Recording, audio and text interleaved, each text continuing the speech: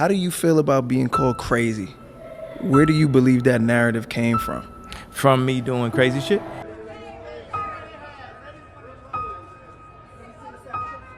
Music, so thank you so much for giving me a chance to win a VMA award. Yo, Taylor, I'm really happy for you. I'm gonna let you finish. But Beyonce had one of the best videos of thinkers, then we need to learn how to feel free. People say feel free, but we don't even know how to feel free or think free. Kanye West does not care about black people. But what's up, YouTube? It's K-On, aka K-On puts you on, and today, I already introed it. We talking about Ye, the formerly known artist Kanye. Okay, the artist formerly known as whatever they be saying. But as always, if y'all like the content, man, make sure you like and subscribe and comment what you think down below. But let's get into it. So as we know, over the past like 2 weeks, Kanye has been tripping. And what I mean by tripping is not no regular tweaking, okay? He's not like just casually tweeting about random things that he doesn't like, or like, hey, my business isn't going too well, I've been kicking it, how y'all been? He's not like tweeting regularly, okay? He's on Twitter, back to his normal antics, bro. Hating on Jewish people, okay? Boom, that's the first thing. Saying that he loves Hitler. Made a swastika merch drop. It literally is the swastika, like Hitler merch. Crazy. He's been saying free Puff, aka Diddy, aka the woman beater, aka the pedophile, aka you already know. So we have a lot going on, okay? This was in the past couple weeks on Twitter, and I don't want to deep dive into Kanye's psyche. However, I do want to talk about how Kanye has placed himself in a position where he acts like he cares about black people and then seemingly surrounds himself with not that. He ain't around no black people for real.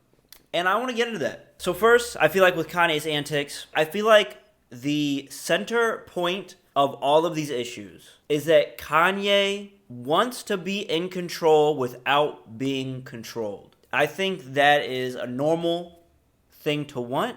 I think it's a normal thing that a lot of people strive to have. But the level that Kanye wants it is self-destructive. And not only self-destructive, but destructive to the people around him. Kanye's whole point with like tweeting out all this crazy stuff, all this nasty stuff, all this anti-Jew rhetoric, is to combat the people that he thinks are in control of him. Initially, that was during his Adidas deal when he had a collaboration with Yeezy, and a lot of the execs at Adidas, I guess, were Jewish. So when they finessed Kanye out of his deal, or like Kanye breached his contract and they kind of let him go and said, we need our money back, Kanye took that as, oh, a couple people that happen to be Jewish did me wrong, I hate all of them.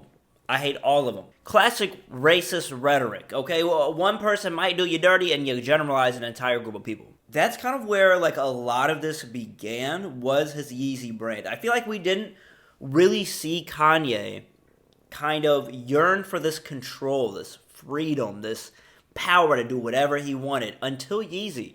Really show him who's the new boss in town. He now plans to sell the Yeezy brand directly to consumers, something he argued about with radio host Sway back in 2013. Or why don't you empower yourself and don't need them and do it yourself? How, Sway? Take a few steps back to go. You ain't got the answers, man. Was he right?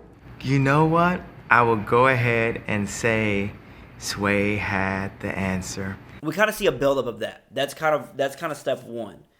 Next, we see Ye on the Breakfast Club kind of talking about how all these people have control. What that got to do with you denouncing corporations but then still asking corporations to be in business with you? That's where the contradiction comes in. That's where you confuse. I'm not denouncing the corporation. I'm denouncing the people that have the job at the corporation at that time. And I'm saying, I'm going to hit you in the chest until you listen to me, because you feel like you ain't got to take no meeting with me. So I'm going to turn up and I'm going to show you what we are. Kanye needs control. He needs all the power. I believe that this really, really began because of Yeezy, because he started having his own brand, where he needed to collaborate with people outside of his community, with people outside of the hip-hop space, people outside of black people. He had to collaborate. Whereas when he was coming out making music, he was kind of within that community, and it was kind of easy to pinpoint the people he needed to get to and to be cool with in order to get where he wanted to be.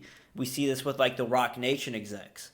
Kanye kind of aligned himself there. He aligned himself with Jay-Z, called him his big brother. We see him aligning himself with these powerful people. Now, when Kanye kind of gets to the top of that, it's like, what's the next place to go? Well, this brand, Yeezy. He went to the top of the heights that he could with music, pretty much, in 2013, pretty much. And where can he go with this? So we have Yeezy. I think Yeezy was the first time he realized, and it was the first kind of check that he had, where he wasn't as powerful or influential as he thought in the business world. Why is that? I believe that is because Kanye wasn't the richest man in the room. Like, in rap and art and music, you can have a lot of power and influence within your artistry, within your knowledge base, within your connections. But when you start getting in these meetings, these business rooms, these like big corporations, the only thing that has influence is the dollar sign, the money on. You know what I'm saying? Like, you need money to make things shake. So that was the first moment that Kanye realized, and I believe this, that Ye realized that no matter what he does, unless he has all the money, he was never going to have the control that he wanted. Okay, and this is going to be a build-up. Okay, this is first step. This is like, I think when he tried to go against the Adidas organization by saying, you can't do this to me, you can't finesse me out this contract, and they did, and his bank accounts got froze. That was the first time he realized they do have control, unless I do my full own thing. I remember when they froze your accounts. That's the first time I seen a billionaire have no access to money. They wanted to do everything to prove to me that I didn't have a right to say anything out loud. I think it's interesting to see how Kanye makes these statements only when he's out of control, only to test, is he in control? That's what these statements are for. Him saying that he didn't like Jewish people was a test of his controls initially back in like a couple years ago. Him wearing the red hat was to see if he was in control. Will these brands cut me off? Who will I lose? Who will still be around me if I do all these wild things? Kanye is verifying that he is still the one in control. Because I believe now he never wants to have the risk of his bank accounts being frozen, or him losing his brand, or people owning his shoe designs. So what does he do? He has to test it. How do you test that you're in control? How do you test that you're in control? The only way is to like break the rules, right? The only way is to break out of the box of societal norms, right? And to most people, you'd be like, okay, that's not that bad of a thing. However, Kanye chooses to break out of the norms by being a bad person. Like, he chooses to be a bad person. Instead of like trying to break out of his contract by like releasing his own shoe, like, and a different name maybe, or just a different shoe design, and in some way, he says that he doesn't like Jewish people. It's like, we don't need to have this like 0 to 100. You can break the rules in different ways. Is just the way to prove that Kanye's in control. Not only that, I believe Kanye loves to be polarizing. He loves to say the most outlandish things. He loves to like ruin a moment, okay? He loves to ruin a moment. We see that with Taylor Swift. We see that with George Bush doesn't like black people, which at the time was dope, okay? It was like, George Bush doesn't care about black people. like, cool. George Bush isn't really putting as much effort in as he should towards maybe this like tragedy that just happened. Cool, great. However, given the recent events, it seems like Kanye says these things not in the benefit of other people, but in the benefit of himself. It's not him being like, oh, George Bush doesn't like black people because there is this black issue happening. It's like, oh, they don't want me to say this on national television, so I'm going to say it. They don't want me to speak out against the president on national television, so I'm going to do it. Which is great, okay? That is actually a good thing sometimes, is to kind of do these crazy acts to put it in people's attention, right? However, he's doing it in the benefit of himself. On Twitter, going on these rants, doing it in the benefit of himself. Do I have control? What do I lose if I say these things? And what did Kanye lose? He lost Shopify. Shopify removed him from their platform. Took them a while, took them like a week, but they did it. So now the Yeezy site isn't up. What will Ye probably do? He'll probably open up his own type of Shopify within Yeezy. Okay, like he'll just distribute it all of it himself. So what does this mean? How does this relate to Kanye not liking black people. And it's not to say that Kanye necessarily dislikes black people. I just think he's neutral. I think if Kanye was any other skin color, any other race, he would be on the same type of wave, just against other races, just to whatever benefited him. He loves to talk about the black experience, and then we'll say slavery was a choice, or that we as black people are not doing enough. However, it's only when it relates and impacts him. Kanye feels like slavery was a choice because maybe Kanye felt trapped in his mind, right? Kanye believes all these Jewish people are effing all these black people over. He believes that and speaks out on that because that's his experience. That's what he believes is happening. I think it's interesting to see Kanye doing that, yearning for this control, right? I think another thing is that Kanye has seemed to do this with his entire career, but Kanye aligns himself with the people in control. Roc Nation and Jay-Z aligned himself there. Once that kind of went away and Yeezy was more of his focus rather than the music, he aligned himself with billionaires, right? He aligned himself with Trump. He aligned himself with Elon Musk. Jay-Z kind of nowhere to be seen because Jay-Z's not going to align himself with Ye if he's doing all this X, Y, and Z. And Ye has maintained a relationship with them. Even whether or not like they're actually trying to benefit him, he feels some sort of connection. He loves speaking out on X because Elon controls it. So he feels that kind of comfort, and he like posts screenshots with Elon Musk and X, Y, and Z. He loves to be around the people with control. It makes him feel like he has that control. That's kind of my belief and understanding within this Ye situation. And it just kind of is odd to me. It's very odd to me. And I think it's very interesting to look at kind of the difference between Kanye's older music and Kanye's actions now. We see a song like Spaceship where they say, I've been working this grave shift. It's like a slave ship, right? Or Kanye has a line where he says how much he's been working, but he's not really getting paid. These are issues that Kanye related to his black experience. And seemingly when he got money, none of that mattered anymore.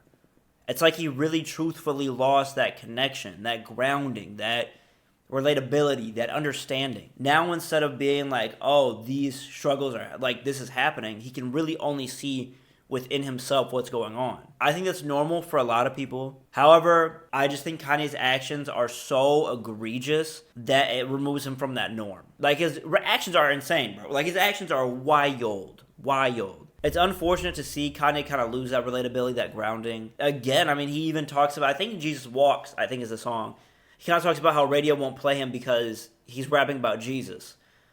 Again, that kind of contrarian, going against popular norms there. But it seems positive because, like, this black man is speaking about religion and wants to be platformed when he's doing this positive thing. And that's okay. That was all right. So I think it's okay and cool to see Kanye kind of spearhead that, pioneer that, really push for rap and Jesus to be pushed to the masses. I think that's a beautiful thing. But this contrarian act has went against his own people now. Like, it feels like it's going against his own people because it's not for us anymore. It's just not for us. It's for him. I guess that's one of two of my main issues. The first issue being Kanye doesn't care about black people, which that's the first one. The second one, the media's connection, Ye's connection of bipolar and autism to his actions. So a lot of people, and I think in the mainstream media, in underground media sources, even in my own experience a couple years ago, we would see Kanye go on this outburst and say, oh, he's like having a manic episode.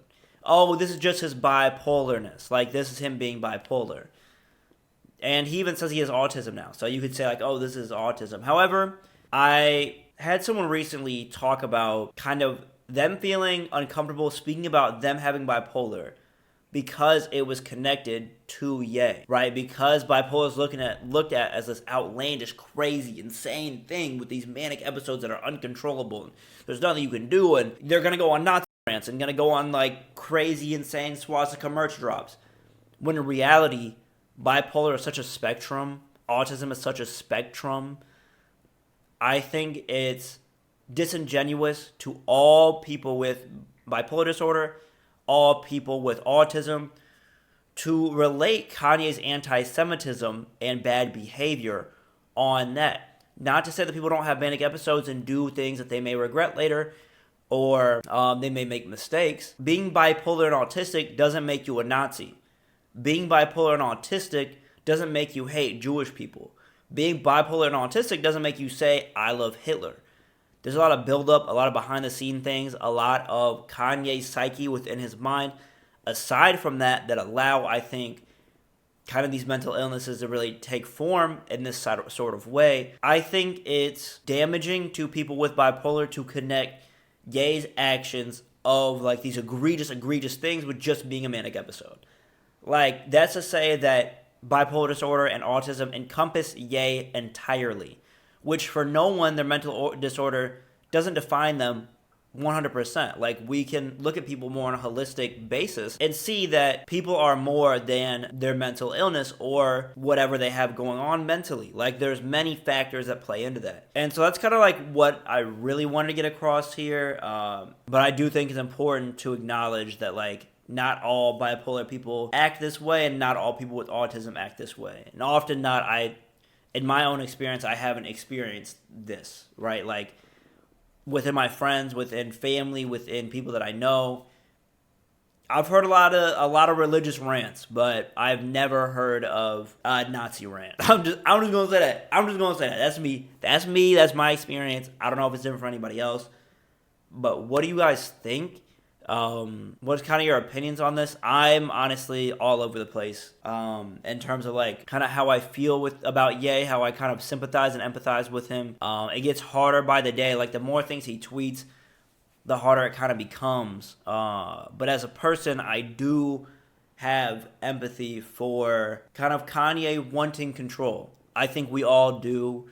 To an extent, I think when we feel like we don't have control, we feel like a prisoner within these shackles, right? I definitely think it's important to acknowledge that Ye is feeling a very human emotion. However, his actions lack humanity. Is kind of how I feel about it. But what do you guys think? Let me know down in the comments below. As always, thank you guys for watching this episode of Kahan Video Essay. But as always, thank you guys for tuning in, checking out the video. I have multiple channels. I have another channel now, in case you don't know. I have a gaming and reaction channel where I post clips of my live stream on there. So definitely go check that out. I'm going to put more work into that channel. It's kind of been a work in progress, just kind of building like intros, kind of figuring out what I want to do with it. But I've been seeing other creators, kind of how they do their layouts and everything. So I'm going to be putting in mad work, okay? I'm going to be putting in mad work. But I want to say thank you guys for tuning in. We're almost at 1,800 subscribers. Which is insane. Like, that's crazy to me, bro. Like, we're almost at 1,800 subscribers.